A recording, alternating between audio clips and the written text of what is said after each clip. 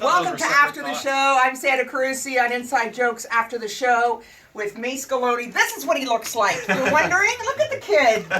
He went to school with my kids. They're in elementary school. I've been cutting up pieces of fruit and playing Lego with him and stuff. Dean Young, talkhole.co. Martha Chavez. Is that right? Yes. And Mark DeBonis.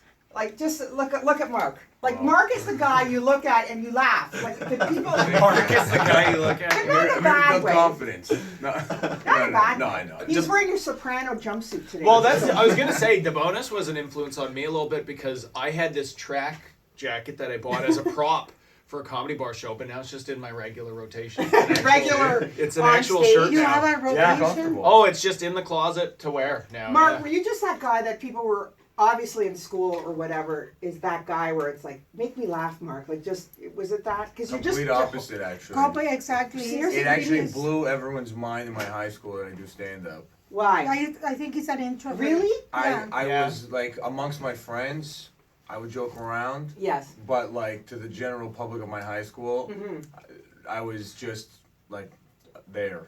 That's so funny. Or sometimes it's the other way. Like, sometimes... Yeah. I'm gregarious and funny, and my friends are like, when they hear I do stand-up, they're like, well, you're not that funny to do stand-up. And then I do, and they're like, oh, you're not that bad. So it's funny who you are in person to what you portray on stage. Yeah, because then you get those people that come up to you after shows all the time and stuff where they're just like, my buddy's really funny. He's the funniest one at the kitchen parties. He should do this. It's like, it's not the same thing. But you know what? It is a common misconception because people, when you do it well, people think that you're doing it off the top of your head. That's right. And then they think that anybody, they don't know that there is the trick of stand-up comedy is a stranger's is making strangers believe that they are your friends. Yeah. Connecting with Great the crowd. tip, Martha Chavez. Connecting with the crowd. Yeah, I was not the class clown. The Sister Nunciata was. And, yes. You had nuns as your teachers Sister in Guatemala. In Nicaragua. Yeah. Nicaragua. This is phenomenal. And they were Italian nuns and Spaniard nuns who made us feel inferior because we were Central Americans. But and I thought when I was a little girl, I thought I wanted to be a nun, but it turned out that what I wanted to be was a lesbian. Same thing, better footwear. Yes. Martha Chavez. Oh, I love it. We were talking, now how do I come out of something like that? I don't even know what I was going to say. We're talking about who you were on stage to, how you get there. And it's funny, a musician friend of mine, Jamie, he's fantastic, great cover band. And he was saying, I don't know how you guys do it. And it's other performers who really appreciate what we do. Because what he would riff with the audience in between sets, right? Yeah. And then he said, wow, and then this one time, everything was going great, and then they just didn't laugh. And he said, but then I got to go into a song, but you guys don't. And I think until you're up at that moment, that very, very moment, a lot of public speakers think they could pull it off. A lot of people who do, salespeople tell me, I could do that. Until you're on that stage and it's a dark room and there's white lights on you, right? And a microphone, everything changes. Well, and especially like with musicians, at least with music, and it's out in a bar and stuff, music can be background. Mm-hmm. People could still do their thing and music's happening in the background, right? With comedy, you're asking an entire room to pay attention to you and completely shut everything else off and do something that they might not inherently want to do. Like you're trying to get people to laugh and to just pay complete attention to you. Mayce Galoni, what's going through your head before you get up on stage? Anxious? A little bit. Oh, I'm always like really nervous right beforehand. It doesn't last too long, but. Did you blow at that time? Yeah, all the. No? Of course, just a line. He opens up a fresh pack of nerves. But someone. Someone. Get in a fight with someone in the audience, double your age. Yeah, obviously all the pre-show rituals, and then just think about my jokes and try to. It's just my first line. I just want to get my first line out. Right, and then it just comes out. Yeah, generally. Yeah, Russell Peters was saying he just thinks of what he's going to start with, thinks what he ends with, and everything in between just kind of rolls. I do the same. It has to be a good depending on what you want to do. I used to always open with referring to my language. Mm-hmm. But now, you won't believe it, since Sofia Vergara is on TV, I don't have to. But I used to have very clever jokes about English as a second language and all that. Now, she made it cool and popular, Sofia Vergara. No, she made it natural. But Well, maybe I not heard she like- puts yeah. it on a little more too. She's on Modern Family. No, she doesn't. Kevin's going to. She doesn't That's the put it way on. she She doesn't talks. exaggerate it. No, it's like me, you know. So you look like I am Sofia from. Vergara. I totally. I am from Cleveland, and this accent is just put on. I am. No, but. Do you think it helps you? I used to think that it hindered me.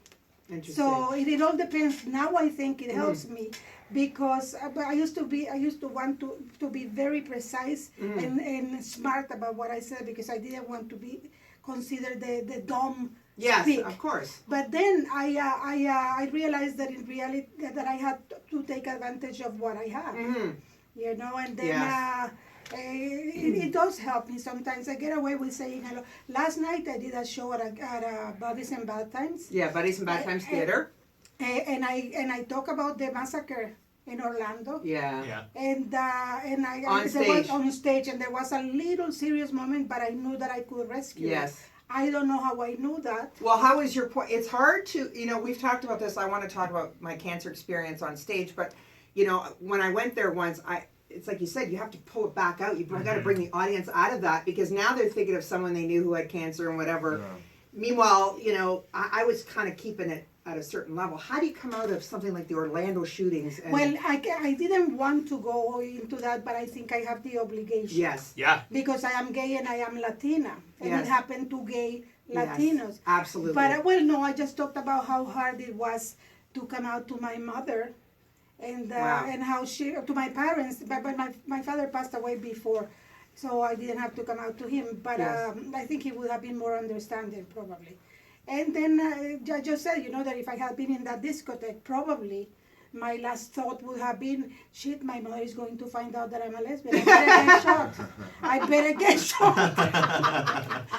See, that's difficult to do, but Yeah. it's funny. But it's Yeah. funny because Yeah. it just shows you the toxicity. And also Yeah. I said, and if I had gone to a gay club at this age, my mortification would have been, shit, they're gonna say what age I am because they read all of the So if you get ages. shot- They read all of the. If I get shot, people are gonna know what's my age. I love it. I So better not take nothing it. is taboo. We could go there. Well, No. that's a really good point though too. Like as representing both those communities, like and as a comic, there is a certain point where it's like you do owe it to yourself and to your audience to actually tackle that. Yeah, subject, I agree right? too. I think you Yeah. have to go there. If No, you're- and besides, I think that now visibility is very important. Yes. Yeah. It's like to say, we went to the memorial twice, Wow. to the 519, and we went to sing with choir, Yeah. True Colors. And Beautiful. when we went to the True Color thing, I was a little bit nervous because what if there is a wacko there? That's right. And I am wearing a rainbow shirt. It's like, I know. I am like, hi. But And if we're gonna live in fear, then we're not living anymore and then, anyway. at so this time, I'm long in the tooth. I don't care. Yeah. Like when I was young, I never wanted to join the revolution. I didn't want Yes. to die young. But now, premenopausal, I don't give a shit. I know. Kill That's me. isn't it fantastic? Yes. I totally gave up a long time ago. I think it's medicinal too, though, right? As a comic, it's like whatever's going on in your life. Yeah. It's like a big, Cathartic. bad, scary thing. Yeah. Like that's the first thing you do is channel that into material. Yeah, and I think you saw relate me it to on people. Tuesday doing that material at Minnie's show. Yes, Sort yeah. of that yeah, material, yeah. but I Cherry was Colas? a lot more. I was Yeah. a lot It was more brand angry. new. Yeah. Yeah, but you always have to be careful that it's not a psychiatrist Yeah. when you're up on stage. But it is cathartic, Yeah. and it is funny, and it helps other people because we're all people going through stuff. Mark, you went through stuff in LA. How was that working out for you? Were you trying to make a go of it in LA, or did you have work lined up there? No, I kind of went off the radar. I didn't even tell anyone I was going down. I just wanted to see if I wanted to, if I even liked the city, you know. So I went down all Good. of May, and I just got a lot of other things. Like Toronto is very comfortable for me. I'm like lazy. Like I'll be like, oh, I'll write that tomorrow. I'll film that tomorrow, because I could just go anywhere, you know. Yes. And then it's. You wanted a challenge, a game on kind of. I just wanted to not be comfortable, right? Like, Yes. and now that I'm touring Canada for the most part, Mm-hmm. I'm this like before when I first went on the road, I'd be like, oh, when I'm on the road, when I'm in Edmonton for 5 days doing nothing, I'm gonna write all this stuff. But now I know people in Edmonton where I could just go there and I just don't do any work. Mm-hmm. So I'm like, I need to just completely get out. So then It's hard to stay motivated as a comic. Like Kevin Yeah. Hart, when I asked him, what are the qualities you respect in a comic? Kevin Hart responded, you have to write every day.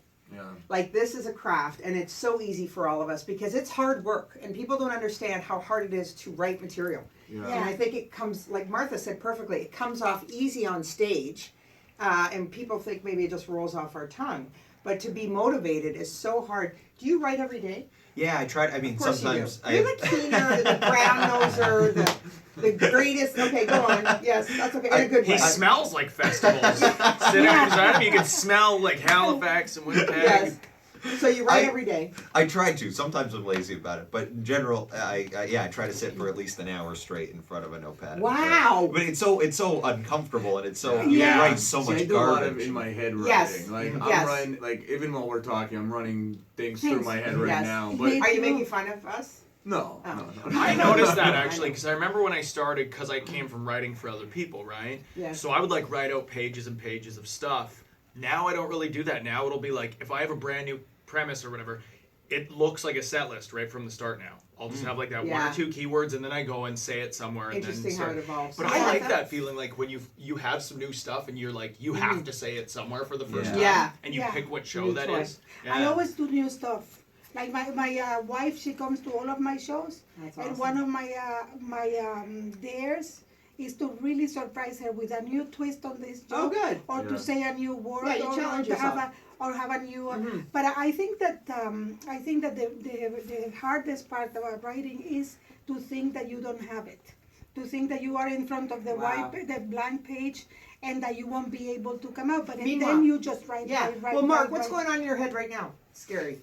Inventions. Scary. Point to the doll. I don't know. It's just a lot of stuff. Like I'm just running like obviously the just stuff that you're saying. I'm just running stuff that I did yesterday and Like how I what? would have done it. Well, just like yesterday for the top comic thing, I did a brand new joke in the middle of the set just to have that edge for myself. What was it? The joke? Mm. It's just like a one-liner about pitching a show to A&E about where it's crackheads renovate houses, and then it's called Addicts and Addicts. It's like I've done it like 3 times, and I'm like, It's a killer. and I'm like, you know what? I think I got to add it in there. So then Yes. it's for me. My biggest concern, it was always I've learned the importance of placement of jokes. Yes. And I lost like maybe 60 pounds, and when I used to do the jokes that I did back then, I would do them earlier because they were a little bit more self-deprecating, and then Yes. they would. I guess when you're bigger, people are like, "Oh, he's allowed to make fun of himself." Yes. But then now that I've lost weight and I go on stage, I have to do those jokes later in my set because they've seen me either have some jokes that didn't go as well or make fun Yes. of myself. So then I can. So that's literally what's going on in my head all the Interesting. time. Is like what order can go where. Yes. Like even for yesterday, I had to do 5 minutes, and it's so weird doing 5 minutes because it's not an audience that's there. Like they're there for a show, but they're not like. It's not a TV crowd where you can Right. start walking right out and they're like, okay, this guy's gonna get right into it, Right. So it takes a couple seconds to get momentum going off Mm-hmm. the top. So then that's where my mind's always working, where it's like, Yeah. okay, like, now how do I start? Where do I go Mhm. next? And blah blah blah, right? So we were just talking. What were you gonna say to that, Martha? Whenever I have prepared for a showcase, Mm-hmm. it has to be boom, boom, Yeah. boom, and I have to economize, right? Because sometimes we think That's actually a good. Point. we think that you need all of these in the Words. setup, Yeah. and for Winnipeg, I had to write my Winnipeg Comedy Festival? Comedy Festival. I had to Yeah. write the costumes and what was it, and recreation Mm-hmm. jokes, but most of my jokes about where I come from and everything I've done in festivals before. Mm-hmm. So I had to hone about like the 10 minutes I did. They Yes. received like 10 scripts. Yeah. Was ones that I said like You gotta I add said to words, change, yeah. change, and you have to also know, like in my case, because I do it in a second language, Mhm. I have to choose words that are not difficult for me to This say. is hard. That's hard. Yeah. This is Martha Chavez, a veteran here in the country, on After the Show on Inside Jokes with Mark DeBonis. Thanks to Dean Young and Mayce Galoni, this kid right here. Keep an eye on this guy right here. He's And growing what up right in about front us? of We that we chop liver? No, I know. I keep We're the saying peripheral. that. Yeah, no, Yeah. Because he's 21, you know. No, I and know. I'm gonna groom him like a Yeah. creepy MILF that I am. Thanks for tuning in. Check us out, Inside Joke 640, on Twitter and Instagram, and as well on Facebook, Inside Joke 640. I'm Sandra Carusi. Bye.